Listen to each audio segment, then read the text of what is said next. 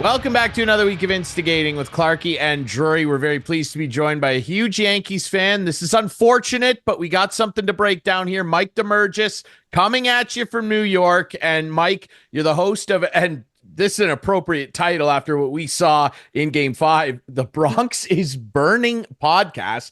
Love the name. We should have got him to name our show, Clarkey. Mike, welcome to the show.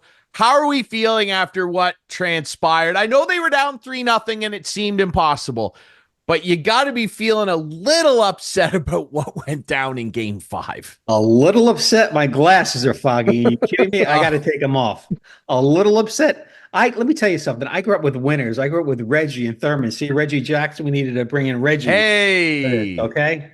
And then you had the teams of the 90s. Clarkey knows that because I was up in Toronto at the time, but they could never lose. And the Yankees have lost their mojo really over the last 15 years. They can't get it right. I know Cashman pointed out last week in an interview, he blames the Astros for cheating, for possibly screwing the Yankees out of a world championship back in 17 or 19. But, you know, the Dodgers came in here, imposed their will the first two games on the Yankees. The first game on the Yankees is games 2 and 3. They really dominated them. But the Yankees let Game 5 slip away. I've never seen an inning like I saw yesterday.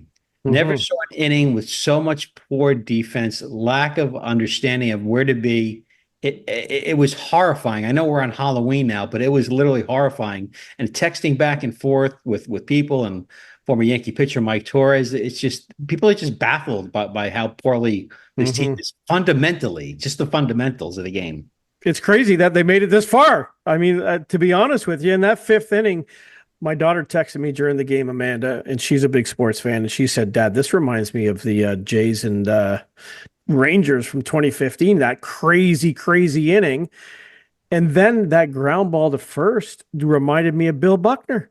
It was like it didn't go through his legs, I know, but just, you're right, the defense. How do you explain it? And Judge making an error, he never makes errors. Well, the irony is both batters for Buckner and yesterday were Mookie. So how about that for you? There you go. How about that for an irony? Cole, yeah. You know, Rizzo's a great first baseman, but we haven't seen him in his best years. And I guess there was spin on the ball, and he felt like he couldn't rush in and approach it. And Cole, his legs were just kind of shot by then. And, you know, he had a brain freeze not to cover first base. He did. I just think it was an accumulation of things. And then you had the Volpe play and Judge dropping a ball. I've been watching games for 50 years. I don't know how many times I've seen an outfielder drop a ball like that, actually, since Reggie Jackson did in the 1981 World Series when a pop-up hit him right in the chest. So two pop-ups cost the Yankees 2 championships. Not that I'm upset about it. Yeah, I can tell that you're very calm. And Mike, I just wonder, like, what the temperature is like after this one in New York, because, you know, obviously a very proud fan base, most championships. And I don't think that is a consoling fact after the way we saw them lose. Like, hey, okay, you lose a World Series, bummer. It's never fun to go all the way and lose, but it's the way that they did it, I think, that has the temperature a little extra hot down there. Am I off base or what? Well, let's ask Elvis, who says so it's a hunk of burn and love here. Yankees are livid. I mean, Yankee fans are livid. The talk shows all summer felt like this team couldn't go far in the playoffs. They've been hot. They've been cold. You know, Gleyber Torres is kind of the example of what's wrong with this team. He should have gotten in front of the ball in game 1. That allowed Ohtani to get to third base, allowed the tying run to happen. And the fundamental plays, they don't know how to run the bases. They don't know how to field properly. Timely hitting that was absent in the first 3 games. They can't do the little things. Everything that made them great in the 90s is happening to this franchise the last 7 years. They haven't been able to get the big hit when they needed it. If you look at the teams of the 90s, who's in the Hall of Fame? Jeter and Rivera. That's about it, really. Clemens, of course, that's not in there, and Jays fans relate to that because of the steroids issue. But you didn't have the big names, and now the question is, you got to sign Soto, but they have positions that need to be filled. They need a first baseman. They need a second baseman. They need a third baseman. They need a left fielder. So there are a lot of questions there in the offseason. Do you move Chisholm to second base? Is the Martian ready to play left field? Is Austin Wells the catcher that they were hoping he could be? A lot of questions in the offseason. And Garrett Cole has an opt-out in his contract, by the way. How about Aaron Boone? Like this guy looked like he was sweating, he was just dripping yesterday. It looked like he was very upset. He didn't seem like he was in command to me. And I know he's been called out a few times for his pitchers, the way he's been working the pitchers in this series. There's got to be a lot of heat on this guy too. A lot of heat in this guy. A lot of fans don't like him because he never really gets too emotional for the most part. He's no Billy Martin. Is that what you're saying? Should he come back? We I think he is. I think he is. The players love him. We grew up on the version of Billy Martin, all brimstone and fire and everything. But the players love this guy, and that's the bottom line. And what are the Yankees going to do? They're going to start over with somebody they don't know. Hal Steinbrenner does not like to make moves. He's not like his father. He does not like change. And just because you make a move doesn't mean it's going to be for the better. I mean, you look at the New York football teams, the Jets, Giants who've made moves, and the Giants have made 3 coaches in the last 10 years, and they're in the same spot. The Jets, no matter who the coach is, going back 25 years, you know me, Clark, that it's all the same. But I expect Boone to be back. I expect, Cashman's going to be back, but they've just got a lot of holes to fill. And they don't spend the money the way George did it. George needed somebody. He went and got him, but like he got Clemens in 98. I shake my head because you said there's a lot of holes to fill. My God, we're sitting up here in Toronto, man. Like the Yankees are such a better team than Toronto. It's not even close. And these guys in Toronto, these Shapiro and Atkins who are running the show here, are a farce, man. Like I don't want to get into it again because I've gotten into it way too many times on this show.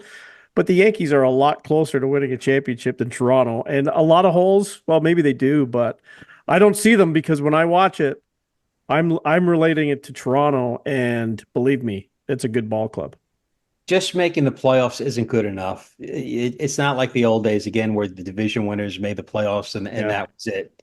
There's no excuse for the Yankees not to make the playoffs every year when you look at the payroll. Yeah. And if you look at it honestly, there's maybe 5 or 6 teams that have a chance to win a World Series every year.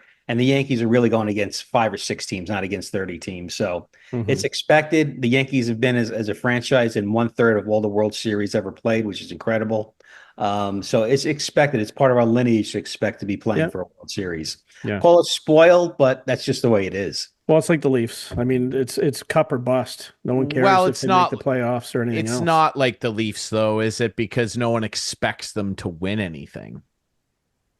Thanks. Ooh, I'm just saying. And on that note, I do. Yeah, I know you do. No, you don't expect. You hope. You hope for them to win things, and that's very different. And the hope was, after retaining his services for $300 million, that Aaron Judge would have a very different looking postseason than what he did. And he struggled at times. He was okay against Kansas City. He wasn't very good against Cleveland. And then he had a pretty tough World Series at the plate. And yeah, he finally managed to go yard in the penultimate game, highlighted, of course, now by that error. What's the temperature like after making a Judge? Great catch too? And he made an unbelievable catch before but that. No one will remember that now. What is the temperature like on 99 right now? Because I mean, I know he's beloved and he should be. He's a transcendental star who's on a path that very few players are in terms of his offensive numbers. But in the playoffs, when it matters, he has struggled, Mike. What's the temperature like on him? I think the fans love Aaron Judge to the point of like I've never seen. And I've been watching games for 50 years again. And I've seen Reggie and Thurman and Winfield and Mattingly and Jeter. They love this guy. He's revered. They were chanting MVP to kind of egg him on. They wish he would do better, but they're not hard on him because he's just put together some unbelievable Joe DiMaggio, Lou Gehrig, Babe Ruth-like seasons that we haven't seen before. A-Rod had a big year in the mid-2000s. One year he had 54 home runs, but to hit 50 home runs 3 times over a 7-year span is pretty incredible. It's not hatred and he's got to go. This guy's a bum. Yankee fans appreciate what he's done, but you got to get it done. You got to have your Reggie moment. You got to have your Jeter moment if you want to go down in the annals of Yankee fandom and Hall of Fame. Yeah, I mean, you talk about guys that need a championship almost in terms of cementing their legacy, and I think that Aaron does need one very, very badly. What's your read on Juan Soto? I think that that's the number one question in the baseball world now. We know what happened last year with Ohtani and what he ended up doing this year. That question has long been answered. Now the hot commodity is Mr. Soto. And, we were talking, recently with a guest about, what do you think with Joe Tilley? Are we looking at 600, 650 million? I mean, that's what the rumor is. What is your opinion, and do the Yankees need to do everything they can to keep him? Maybe at, Mike, the expense of being able to afford to upgrade at other positions. I think this is a must-have. I don't know where the Yankee season would have been without him. You're probably looking at $700 million. He's only 26 years old. He's going to get a 10-year contract, so you're talking $70 million a year, $700 million. And Scott Boras has no emotional ties to the Yankees. He does not like the Yankees organization. This goes back even before the A-Rod times with him, and when the troubles with A-Rod threatening to be opted out after the 2007 World Series. He's going to go where the highest bidder is, and Uncle Stevie Cohn in Queens, he's got the bucks to spend. Yeah, he does, and I shudder to think of what a bidding war will look like. Ultimately, I do feel like the Yankees will keep him, but then you look around the rest of the diamond there, and first base in particular, like I love Anthony Rizzo. Oh, it's time for him to go. It's time for Anthony to go. Anthony had a great career, great first baseman, great leader, but time to move on from Anthony. And that is the position I think that they're most in dire need of, really. And I mean, they'd love to add to the bullpen. I don't know what their rotation looks like going forward. I mean, Nestor Cortez, there's question marks there. Carlos Rodon, he's not reliable. I mean, when he's on, he's exciting, but I mean, that's few and far between, in my opinion. But then you get down to Garrett Cole, and you mentioned, the opt-out year, and what have you made of his tenure as a New York Yankee? Like, he's a pretty controversial guy. All the other, I know up here in Toronto, everybody calls him Spider-Man because of the whole spider tack thing. What have you made of his Yankees career? Like, I like his talent. I'm not a big fan of him, though. He's got a strange and quirky personality. He loves being a Yankee. We know that. I don't think it reached the level that we thought it was going to be, because he killed the Yankees when he was here. I mean, when he was against in Houston. He hasn't reached that level, getting the Yankees where they need to be. Yesterday was his chance to have that moment. It looked like he was going that way. It blew up in 2020. He pitched well against the Rays, but they wound up losing 2-1. He's been better than what Randy Johnson was when he came here. I think he's been worth the money. He's kept the Yankees seasons intact when they haven't had such great teams. But if you ask me if he's going to go down like one of the incredible Yankees of all time, again, where's the ring? Where's the ring? Same thing you say to Judge, where's the ring for the Yankees? I think if people had their druthers, they'd rather see Roger Clemens on the mound, or Ron Guidry, or El Duque, or Andy Pettitte ahead of Cole. Interesting. And he looks like a dink to me. Like, is he a good guy or what? I haven't had my press pass in a few years. From what I've heard, he's just socially strange, socially awkward.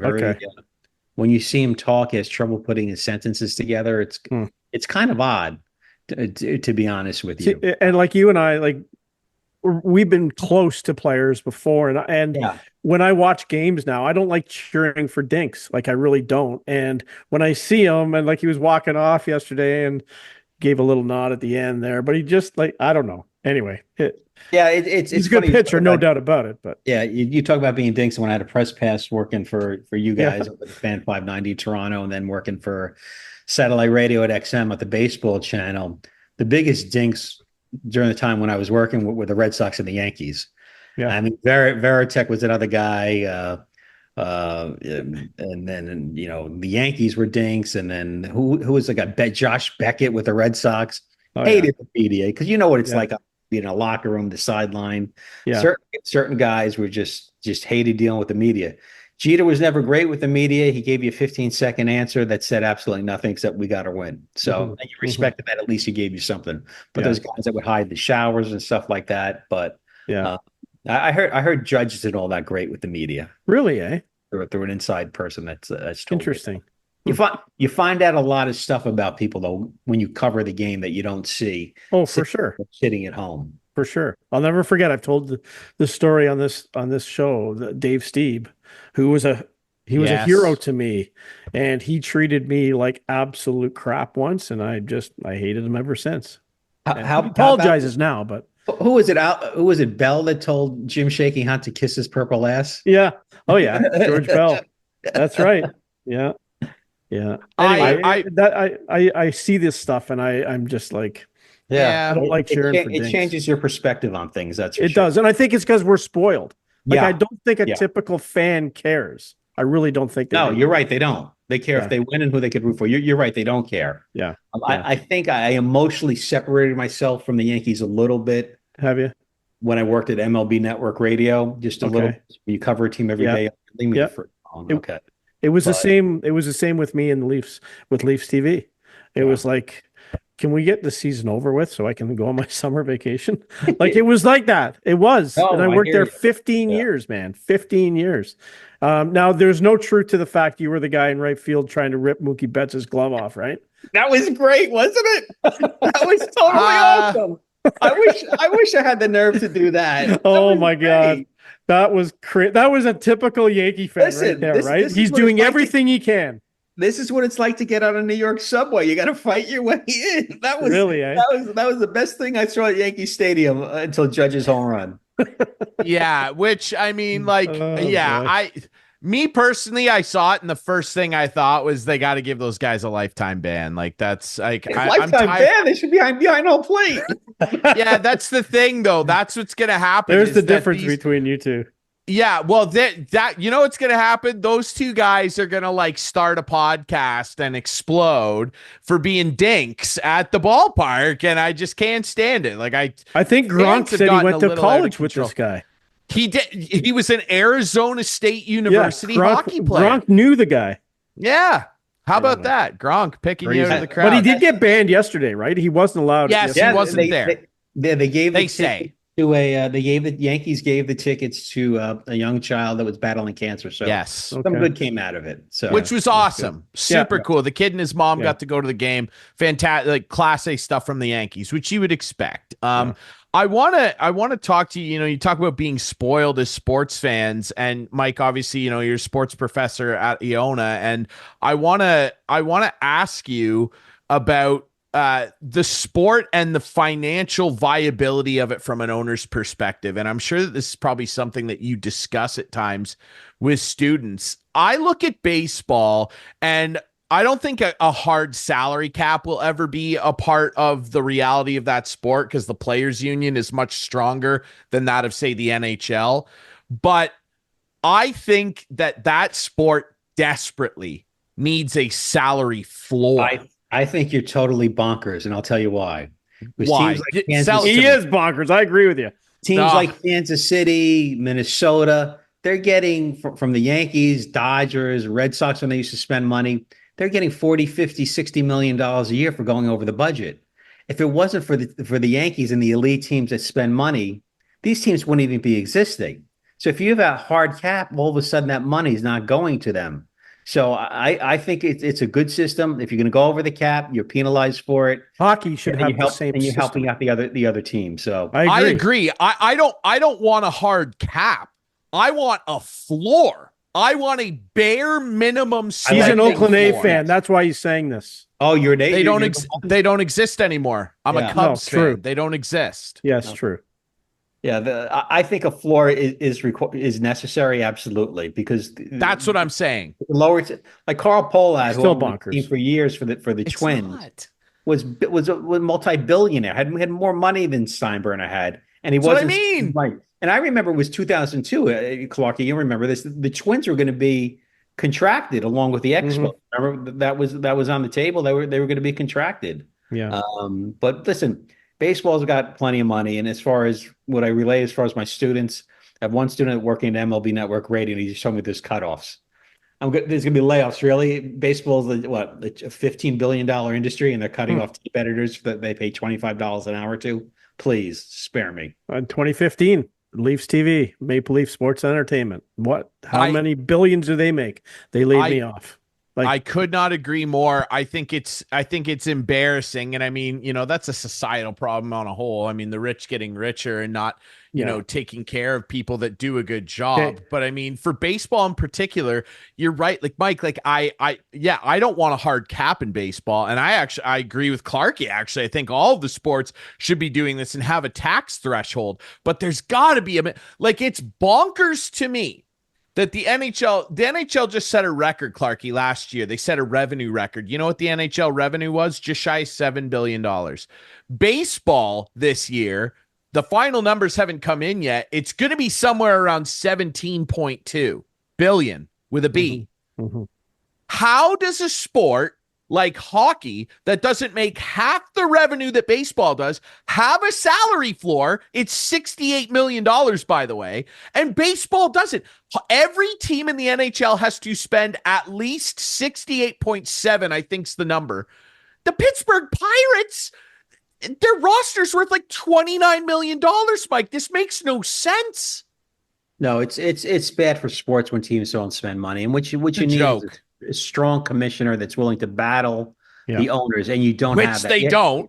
You haven't had that since really Bart Giamatti was the commissioner of baseball. If you want to go honestly go back that far, Selig was just a shill for the other owners as well. So so baseball hasn't had a real true commissioner that stood up the owners for 30 years at least. So you need a strong commissioner that's gonna battle that. What do you think of Aaron Rodgers? Are you trying to torture this poor guy? No, not at all. For God's sakes, the Yankees just lost. What are you doing to the guy? It's time to move on. It's time to move on from the Yankees. Jesus. 40 years old. What was it? 20 million? No, 40. Is it 40 million a year? Or was it 20 million a year? I can't remember which. I think they restructured it. Yeah. I mean, all the hope, all the hoopla. I was there last year, opening night. Place was erupting. Oh no! You were there? I was there. I never felt the place so electric. I've been to quite a few games at the old Meadowlands when the Jets were great in the heyday with the Sack Exchange. That was my team. Gaston on Klecko, glad to see Joe Klecko in the Hall of Fame. And you talk about sucking the air out of a stadium so fast. There's people that sucking air out of a room. When he got hurt, it sucked the air out of the stadium. I left at halftime. Wow! I knew the season was over. The Aaron Rodgers experiment has been a complete and colossal failure. What do? Do you rebuild once again? I mean, how many times can this franchise rebuild? It's every 3 or 4 years the team's rebuilding. It's insane.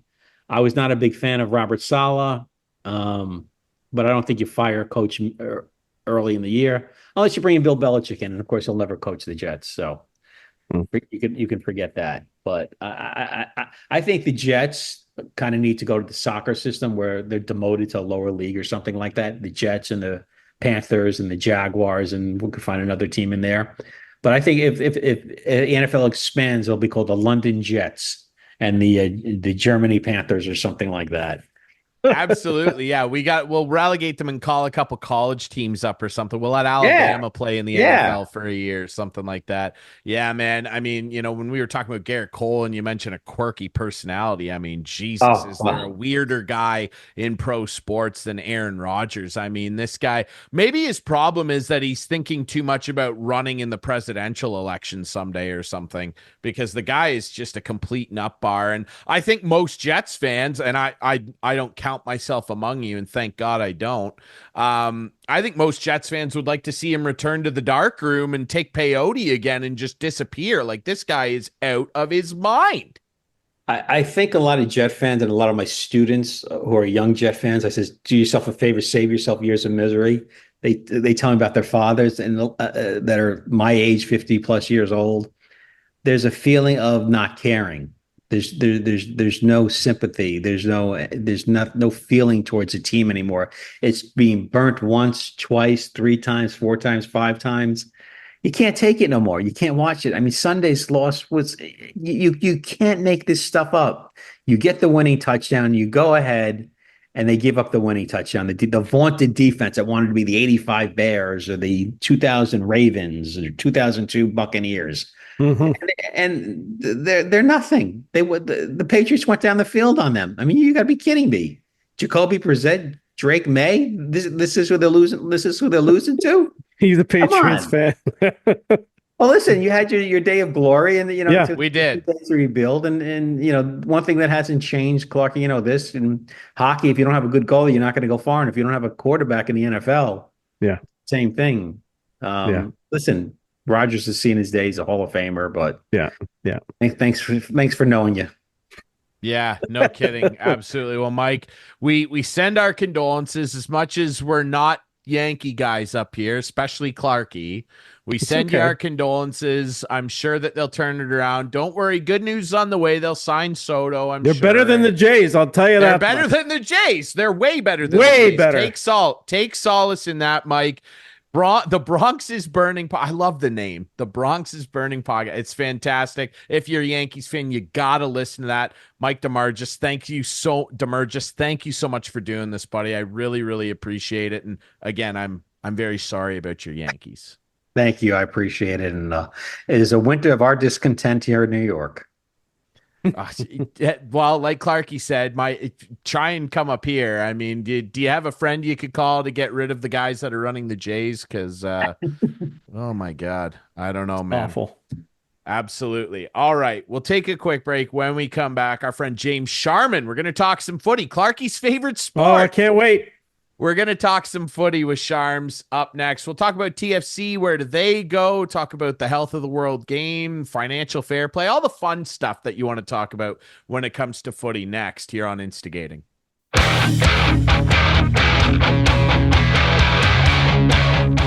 Welcome back to Instigating with Clarkey and Drury. Very pleased to be joined by another great special guest. This guy's one of my favorite broadcasters, man, and I do not say that lightly. I've been watching him for a long time. I'm a huge soccer fan. Football, Clarkey, come on, get on board. Yeah, I get it. You know this, and this guy is a big inspiration to me in terms of my football fandom, and I'm glad to have him on to tell him that. Ladies and gentlemen, you know this guy from all sorts of soccer-related programming, including way back in the day, The Footy Show, which inspired me, and of course now with Footy Prime, the podcast that you can find all over the place. He's got the merch on. Buy the merch, ladies and gentlemen. James Sharman. Sharms, how are you, brother? I'm doing great, thanks, fellas. Yeah, really happy to be on this. You're making me feel old. When people say, "Yeah, I remember you back in the Footy Show days," I just feel old, and I am old. That's probably the reason. But I appreciate the kind words. You don't look it, dude. And honestly, I can remember when I first started getting into football, getting up early to help my dad paint on the weekends, and the first thing that would be on the score in the morning was English Premier League football and the Footy Show with yourself and Christian Jack, who I've met a number of times as well. I remember the set so well. I remember the board with all the little pieces, and you and KJ'd be moving them around, showing the tactics. When you first started that show and first started kind of broadcasting to Canadians over here, getting people interested in the Premier League and soccer in general, what do you remember about that time and first starting out? You know what? I that's still probably my favorite time of working in the industry over all the years. Originally, Footy Show was called Sports World, which was started in 1997 when I first joined the Score as an intern. And back in those days, it was like a 3-minute wheel once a day. And I would write scripts for Elliot Friedman and Steve Koulias and Mike Gossek and these kind of guys, Greg Sansoni, and they'd voice them. And that kind of grew to the point where they said, "Well, you got an accent. You should be voicing this stuff." And I thought, I had no intention of being on air at all. That was the last thing in a million miles away I had any interest in doing. But I thought, well, I'll give it a crack. And it kind of grew from there, right? But back in those days, football was still very popular with the expat community here in Canada. Obviously, be it Serie A, be it Premier League, wherever you're from, that's the background. But there weren't that many Canadian soccer fans, and those that were there were very vocal and they loved the game, they were knowledgeable, but there wasn't that many. And here we are now, 2000 when the Footy Show began, 2007 compared to now, now it's Canadian kids watching, not just domestic based football, but European football. And nation's becoming a football nation slowly. It's becoming more sophisticated, right? I used to get the same old questions back in those days. Now I get really good questions, like from people that know more than I know, right? So I think the maturation of the audience has changed dramatically from those days to now. And do you think TFC had a big part of that as well? Yeah, key, 100%. Back in 07, when the footy show started out, was the same year that TFC was born, essentially. And it was there, you went to TFC games for the party, right? It was great. It was fun. But now those guys and girls in the stands back in 07 have now grown up and they have kids. And their kids are now are growing up within that fandom, right, in a football culture, which wasn't there before. So it's changed so much. And I think TFC and then Montreal and Vancouver, of course, across the country, changed the whole dynamic. It became more sophisticated. We had something to call our own finally. And that was, I think, key to the game growing in this country. In terms of TFC and the legacy of it, I mean, obviously they're kind of in dire straits right now, and there's a lot of work to be done there to. What happened? I'm going to interrupt you though. What happened? Please. Like, what happened? Like TFC was on top of the world there a few years ago. Good question. What has happened? Just terrible decisions, right? I mean, so first of all, Tim Bezpachenko, who was the architect of the championship winning teams, left. Yeah. And they brought various guys in who were just swayed by agents, I think. The biggest problem with the current team was the signing of Lorenzo Insigne to this massive contract, $15 million a year. And he just hasn't lived up to it, right? He's hurt all the time, and that was his MO coming into that contract. He's hurt a lot, just hasn't got it done. And when you spend that much money on him and Bernadeschi, who's played much better in fairness, but still, $7-8 million player, to fill in around the edges. It's a bit like the Leafs, actually. You guys are actually Leaf fans, so see the Leaf hat there. But same kind of thing. It's all very well having a cap system and fitting all this money under the cap, but you put so much money towards this certain core, the rest of the team isn't strong enough. It's as simple as that, right? And when injuries happen, they struggle. And I think that's a big part of it. Yeah, it absolutely is true. And I mean, I think that, we're far away from the days of a guy like Giovinco who came over. And I mean, we were talking before we started recording about the Jermaine Defoe days and people finally thinking, oh, TFC's for real now. They've got Defoe, a guy that scored 100 Premier League goals, like a guy with that kind of pedigree comes over here and it just doesn't work. And really, Sharms, beyond TFC, that's kind of been a lasting legacy that they're trying to change to a degree with MLS as a whole. Like they've tried to bring over global superstars, some of which have worked out pretty okay. I would argue Beckham played pretty well when he did play and seemed interested in actually playing for the Galaxy and not taking a holiday to AC Milan. And that's no disrespect to Becks. We all love Becks, but it was what it was. Messi, I don't really know what to make of his tenure so far. Like he's played well when he does play. What do you think of MLS's strategy in that sense? And the latest experiment, if you will, with Messi being over here, has it worked? Yeah, the whole DP designated player strategies evolved over the years, right? You still get those aging players, the Insignes of the world coming over, right? And of course, from Bastian Schweinsteiger to Steven Gerrard, Becks you mentioned there, it's been a bit of a pattern there. But you see more and more clubs now going the more youthful route, less well-known players, maybe playing in South America, who still determine, they need some good money, a good contract. So I think it's evolving in that regard. Messi's different though, right? Because Messi is beyond football. He is the brand, as Beckham was. Beckham, people forget how big that brand was when he came over to MLS. I mean, he was massive. Never the greatest player in the world, but the brand was the biggest brand in the world. Whereas Messi brings both. He brings that ability on the pitch, and we've seen it. A guy that came off a World Cup win, finds a brand new club in North America and just dominates when he's on the pitch. But I don't think the expectation of Messi was ever to see him play every single week. It wasn't that, it's just not going to happen. A guy's 34 years of age. The travel in MLS is really difficult for a lot of players. But to me, it's been a huge success so far. People know about MLS now. He's doing it on the pitch. He's playing for the best team in MLS, the most points in a season. They're the favorites to win this thing. So I think it's been a huge success. Other clubs might disagree with that. Within the clubs, they say we don't need Messi, but the bottom line is the world's paying attention now. And generally speaking, I don't think they do to MLS, but I think Beckham unlocked the door to a lot of world stars to come over here. Messi's proven that, man, you can make a real go of it. And the league's going to get getting better. If they go to this winter season, which is being discussed right now, that would be key as well. So, MLS has been maligned over the years. It's been criticized and people love to heap on it. But to me, it's a good league. It's not a top league. It's a good league and it's ours, right? So we should really embrace it. Yeah, I agree. I mean, it's not a top league and it'll have a lot of trouble trying to get there. I think maybe in 50 years' time, if they keep this upward trajectory, maybe. But I mean, you're going to have a hard time knocking off the Bundesliga, Serie A. Yeah, but there's room though, right? There's room for it. If they go to the winter schedule, right, and that's going to be key. You can't do it if you're playing over the summertime. Sharms. And I think it's going to happen, right? You play from August to December. You take 5 weeks off. You come back in February. It's possible. It's not ideal for Canadian teams: Montreal, Toronto, Minnesota, Chicago, New York. Of course, it's not ideal, but there's enough teams in hot weather climates. You can skew the season and play games at certain times of the year in those markets. And I just think it should be done. It's that simple. How do you think the players feel about playing in the winter in these cold climates? Like, they're cold out there, I'm sure. Yeah, I mean, they don't like it. But I mean, don't forget, people play in England, north of England. I don't care. It may not be -10, but it feels like it. Right, it's miserable, and that's the football culture that I got brought up in, was rain and misery on the pitch.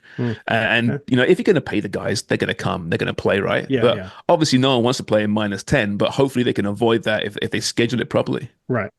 Well, what's the old saying they used to say about Ronaldo? Can he do it on a rainy night in Stoke? Right. So yeah, he did actually, didn't he? he did. It's safe to say.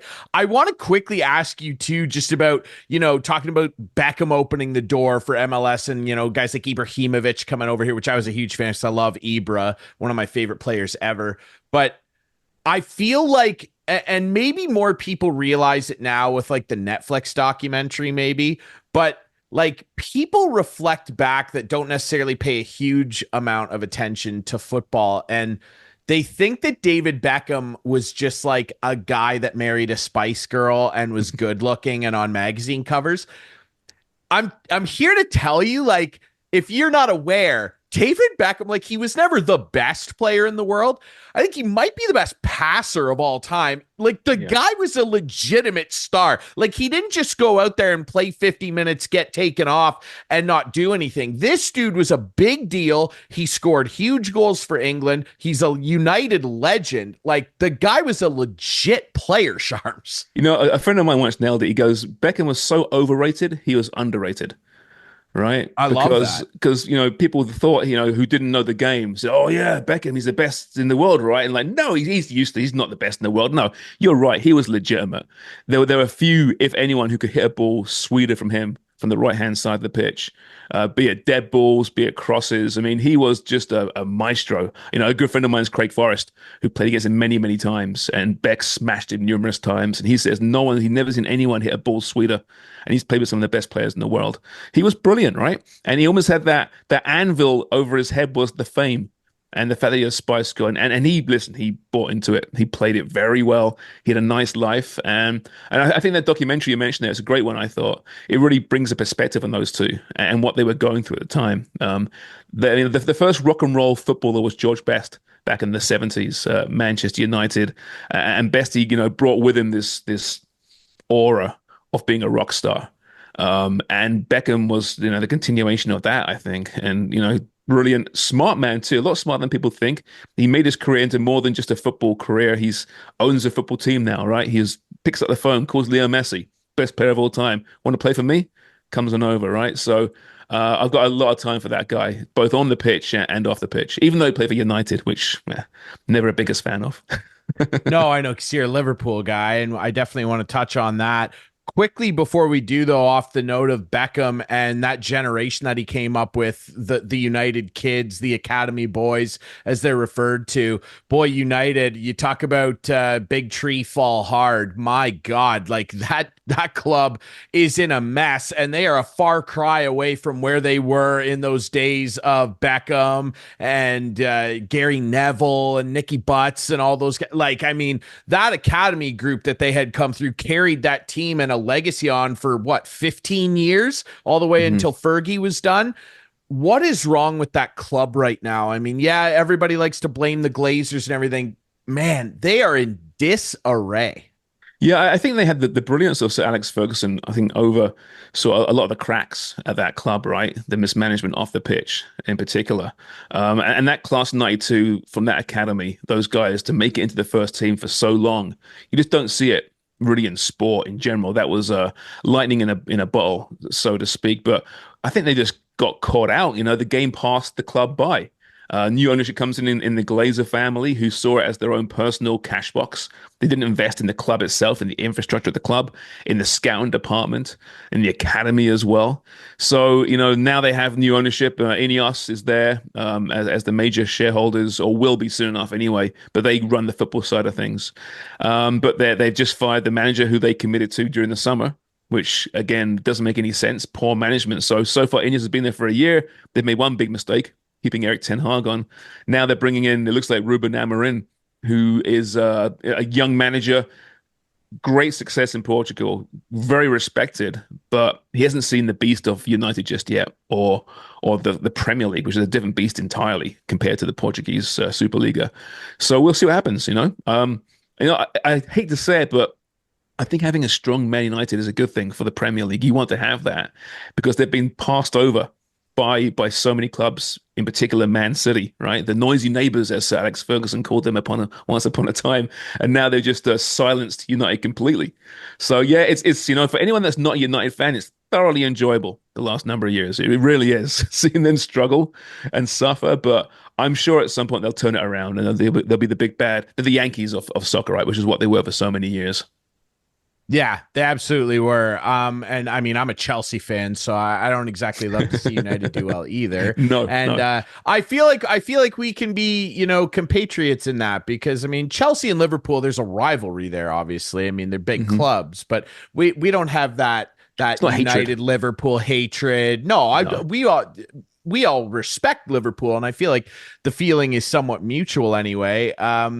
Take me back, obviously, growing up, you're a big Liverpool guy. They finally win the Premier League title. I mean, that must have been a momentous occasion for you. Yeah, it was. I don't get emotional, right? But I did that year because it reminded me just of where I've come from. And as far as I moved to Canada in 1990, they were still a force. They were still champions then, and they hadn't won since, right? So seeing them lift that trophy kind of brought me back to that move over to Canada.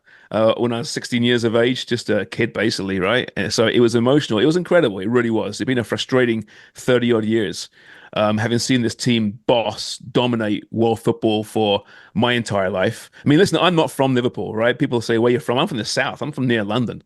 But that era of football was dominated by that team in red. So if you didn't have a team allegiance, you gravitate to the best team. It's why there's so many United fans now who are like 30 and 40 years of age. So many. It's why there's so many young Man City fans now.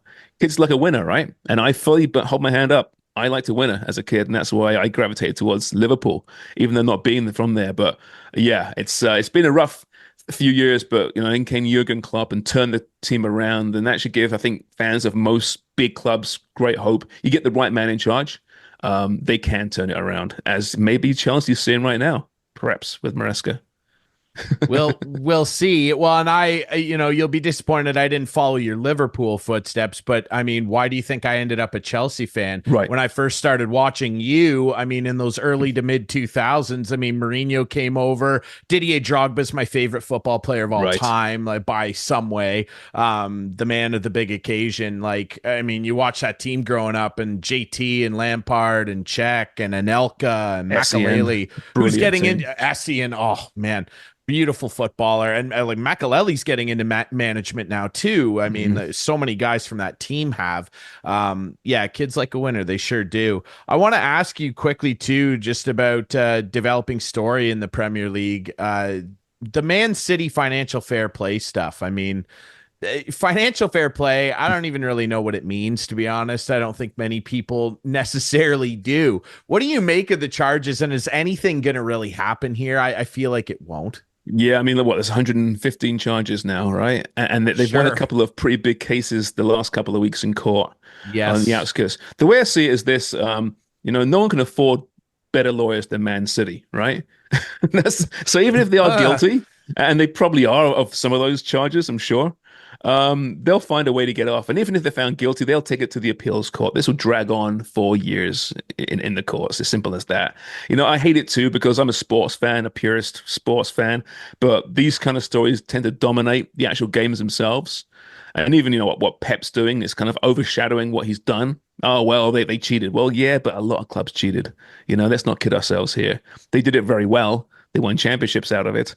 But I mean, as far as, financial irregularities, I don't know. I try and avoid it if possible. It's above my head. It's too clever for me.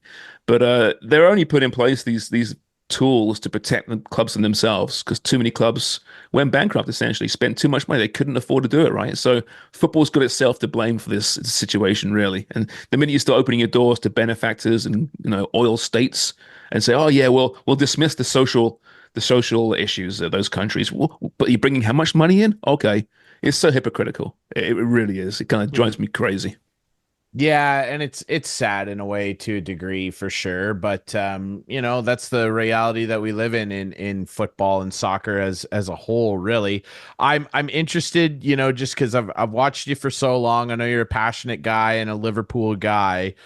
Give me, if you can, your top three non-Liverpool football players ever that you loved watching. Not the best guys, just your favorite guys that maybe they played for Liverpool at some point, but guys preferably that didn't play for the Reds that you just loved watching over the years. And we'll exclude Messi and Ronaldo. We all love the watching obvious ones. Messi and Right. we all love those. Give me some guys that you really loved, and then I'll give you my top three as well. Okay. I love watching Ronaldinho play.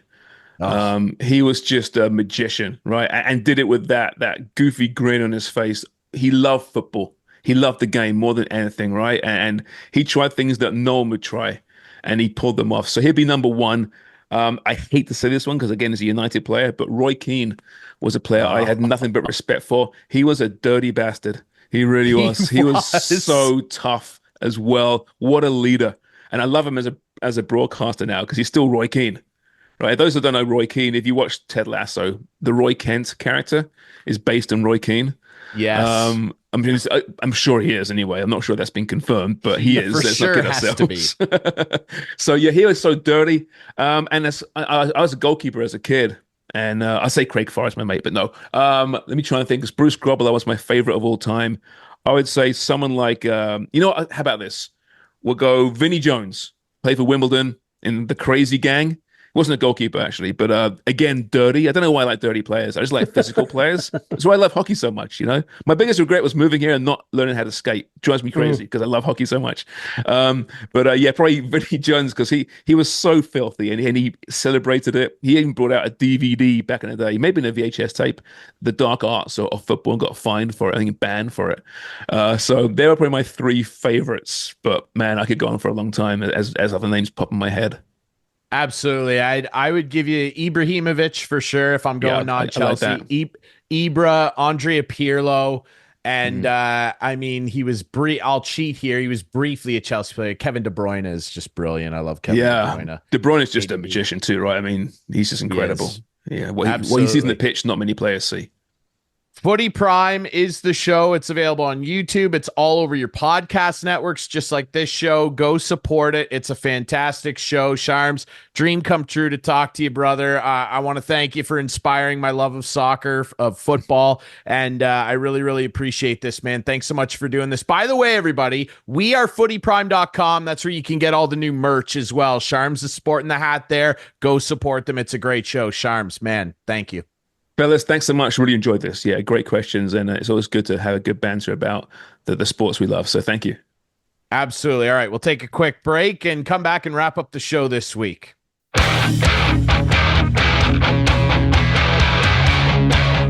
Welcome back. Wrapping things up this week on another great episode of Instigating with Clarkey and Ryan Drury back here. My buddy Damergis. Yes, thanks to our friends Mike Damergis, and make sure you check out the pod. If you're a Yankees fan, and now's the time to be upset and be angry, and that's what Mike will deliver for you on the Bronx is Burning podcast. I love that name. So I go back a long way with Mike, and I hired him at the Fan. I hired him at the Fan to produce a hockey show. I said, what do you know Hired about hockey? everybody, eh? I said, what do you know about hockey? He goes, nothing. And I go, you're hired. You know why? Because I always felt you can train someone to learn something, but you can't train person. So if it's a good guy, I brought them in, and I sensed good guys after speaking to someone, interviewing them for an hour. This is a good guy. We're going to be able to teach him. And 6 months after I hired him, he was producing primetime sports with Bob McCowan. That's the thing about the industry. Like that I say to everybody and young broadcasters, like, just be a good dude, be a good dude, and be willing to do anything. Like, here's a guy. Here's a guy who didn't know about hockey, but he was like, yes. And he told the story off the air that I gave him the job. He went to the payphone because it was before cell phones and called his dad in New York and told him he got the job in Toronto. So there you go. Yeah. Good Incredible guy. Stuff. Good Just guy. Be a good person. And, that's right. Because ultimately that's what people want to work with. We can train you on the skills and all that. Speaking of good people, tee me up for my couch potato. Tee it up. Well, go right ahead. You did it yourself. The couch potato of the week. Clarkey, what's up?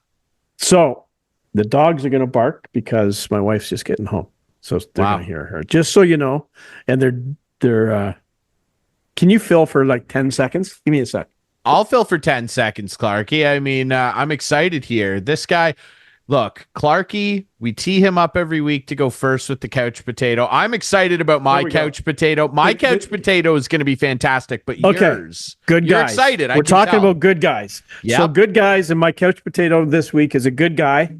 And we've been texting a lot during games. And Freddie Freeman is a good guy. Yes. And he really good guy. World Series MVP, Canadian, and that's where he's ruffled some feathers in LA because people wonder why this guy who was born in California played for Team Canada. Anyway, he recently had an interview and he spilled why. And Adam, you can roll it now. So I played for Team Canada for a very heartfelt reason for me and my family. My dad was born in Windsor, Ontario, Canada, and my mom was born in Toronto, just outside of Toronto, a place called Peterborough. That's also Canada. So most people don't know that, but my mom passed away when I was 10 years old of melanoma skin cancer, and that's why I played for Team Canada. I don't know if this is what she would want me to do, but in my heart, it's what I feel I should do. That's the reason I play. It's to honor my mom. And if most Dodger fans don't know, there's a lot of things that go into each game that I do for remembering my mom. I wear sleeves every game. That is for my mom because she passed away of skin cancer. So it's just every time I put on my tight sleeves, it makes me think of her. I wear a cross around my neck that unscrews and has her hair inside of it.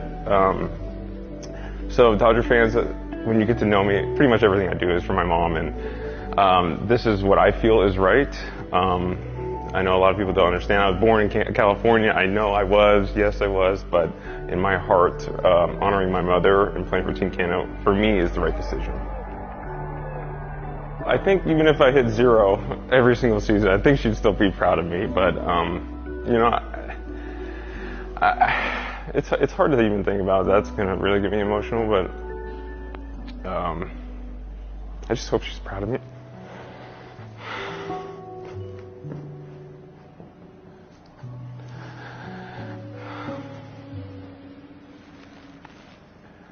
"23 years, it never goes away, but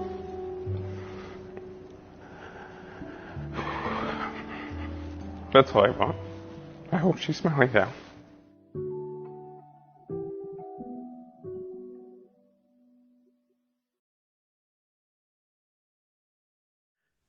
And then, like, it brought me to tears. It's a great.